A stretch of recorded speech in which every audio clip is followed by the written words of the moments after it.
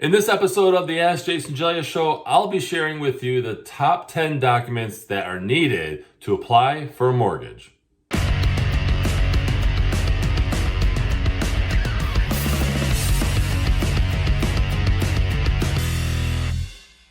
Welcome everyone to this episode of the Ask Jason Gelios show. I'm Jason Gelios, Michigan Realtor, and I appreciate you tuning in to this episode where I'll be diving into this topic of what you need for a mortgage application. And so many lenders vary in terms of what they need. However, these items are the absolute basic, okay? Now, before we dive into this though, I invite you to follow me on social media. Those links are in the description, as well as visit my website. It's allabouttherealestate.com. And if you end up liking this episode, you can fill out the pop-up form on my website to actually receive a new episode every week in your email with some other valuable tips for homeowners and things like that. So, all right, now I really appreciate this question that I had, and actually I get asked this a lot by home buyers, whether they're first-time home buyers or returning home buyers who haven't purchased a home in a while. They ask, what will the lender ask me, right? So let's go ahead and dive into these. So the first one is obviously personal identification. They have to know who you are.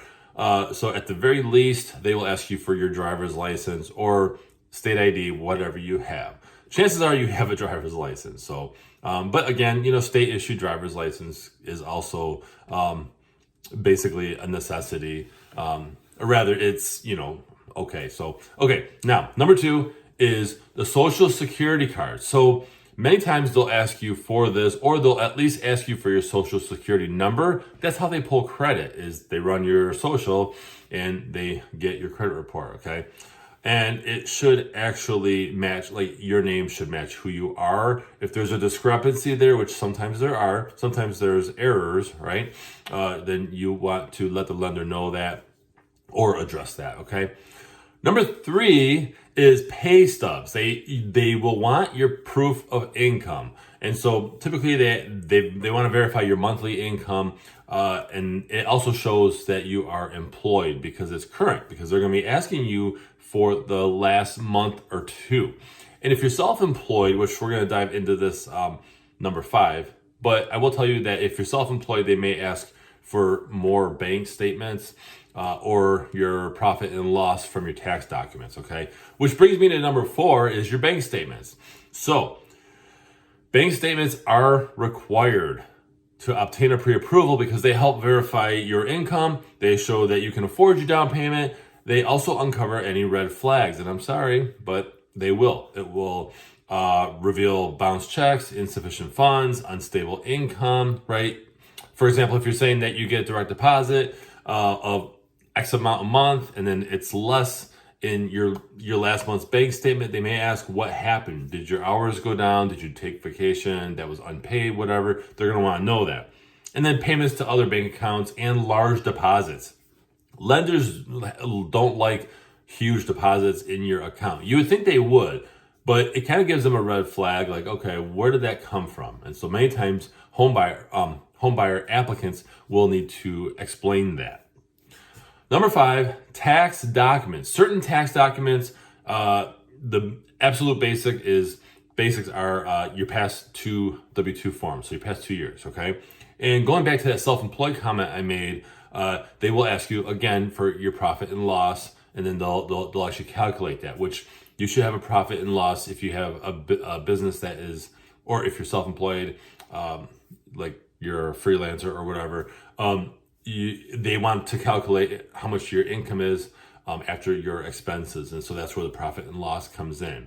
But they will ask you for your past 2 W-2s if you're a W-2 employee. Another example, would be even if it came from a past employer, right? Let's say you got a job a year ago and it's hopefully in the same type of work. Doesn't have to be, but it helps. Then you're going to have a W-2 from your current employer and from your last employer, just your past 2 years, okay? And you should always keep a copy of these, by the way. I think you want to keep them for like 5 to 7 years, whatever. That could change. However, if you don't have them, then you can get your tax transcripts directly from the IRS or from your tax preparer. So number 6 is investment account statements.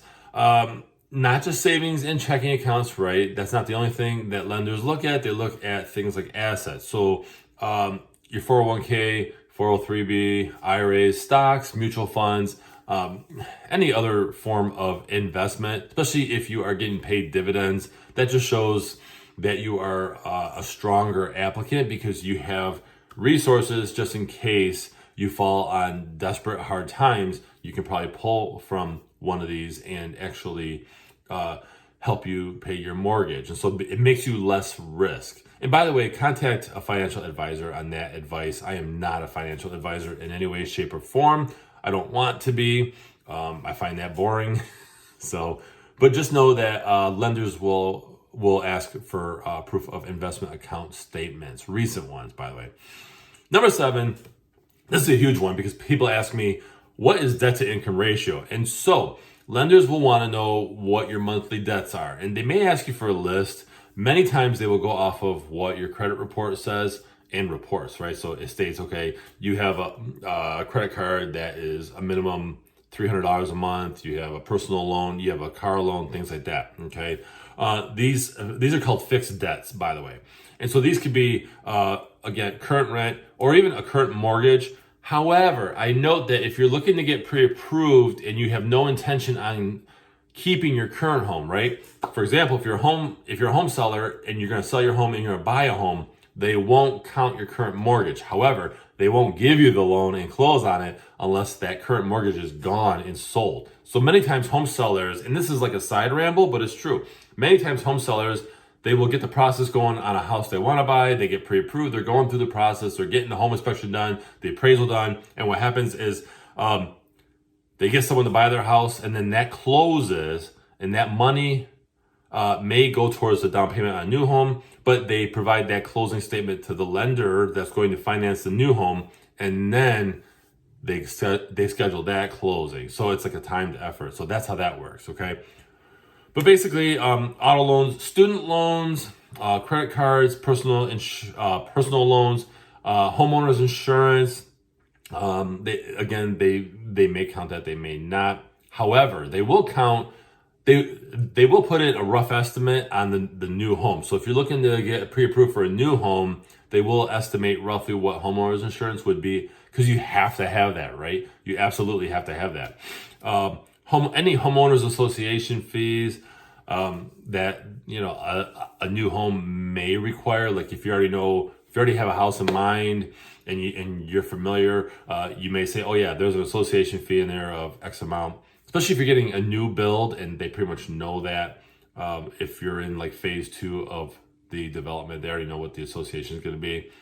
And then medical bills, which medical bills can be tricky because there's a lot of effort to not have those count because they're tied to untimely health issues, things like that. Okay, but basically, fixed debts that you have that are reoccurring each month. Okay, and by the way, your debt to income. I kind of touched this on the early part of this tip number 7, but your monthly debt is how lenders calculate your risk. So many times, they want you to stay under 45%, I think it is. Don't quote me on that, but it's in that range where they take your gross monthly income and they divide it, I believe, to against your actual monthly debt. And they take your gross income before you get taxed, and they take your monthly debt and they come up with a percentage, and that's how they actually determine how much you can afford. And that's the number one factor, besides credit score, of how they determine how much you're going to get pre-approved for. Okay, the higher your debt to income percentage, the lower your pre-approval amount, because you can't, they don't want you taking on more monthly debt. Number 8, this applies more towards renters, and that's rental information. So like on-time rent payments, maybe even a letter from the landlord, saying, hey, you have been paying in good standing.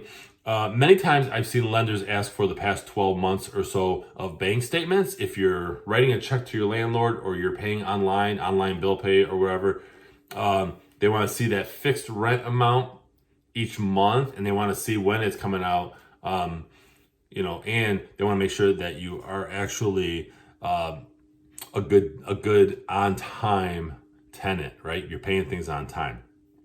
Number 9, any gift letters, right? So if a loved one wants to give you money to use as a down payment, or they're helping out with closing costs, whatever it is, most of the time it's a down payment, then you have to have a gift letter to the lender to prove that it's not a loan, that it's not a debt. So a family member, most commonly, a parent or guardian says, I want to gift X amount to my child. They're buying their first home. Well, they have to write a letter stating that, okay, we are giving this money to them. They do not owe us anything. They don't have to pay it back. Okay. Especially if you're getting a first-time homebuyer program like FHA, things like that. So now, a side note on this one is conventional loans, right? Your vanilla loans, your 30-year fixed, 15-year fixed, vanilla loans, they only allow gifts from family members, with the exception of Fannie Mae also allowing godparents, domestic parent, partner relatives, and former relatives, things like that. FHA loans, which are very common for first-time homebuyers, allow gifts from employers, labor unions, and through first-time homebuyer programs. Now, the last thing is the credit report, which is number 10. Credit report's huge. This is what the lender pulls. They must pull credit to give you a full pre-approval along with gathering all these documents I said. A pre-qualification is garbage. I'm sorry, it is. A pre-qualification is I call up a lender, hey, I make X amount. I don't know, I have a car payment that's X amount. What do you think? Well, the lender says, well, you probably would be in this range or that. Okay, that's a pre-qualification. It's garbage. That's like a conversation with your cousin at a barbecue who is a lender, and they says, well, I could probably get you that amount based on what you're telling me. You want to get fully approved. Even before you go out looking, get fully approved. That is where the lender gathered your documents and then verify everything and give you solid approval. Says, okay, you are approved for X amount. Happy shopping, right? Happy house hunting. So the credit report, by the way, can also provide insight into the type of borrower you are, how well you handle different types of debt. Do you have different types of debt? Many times, first-time home buyers don't have a lot of debt, so they need to get some debt. And I know it sounds crazy to say, but it's based off of credit, right? So you might have a first-time buyer might have to open up an account, might have to get a credit card and be responsible with it for a little bit of time. However, you should always review your own credit report every year at least.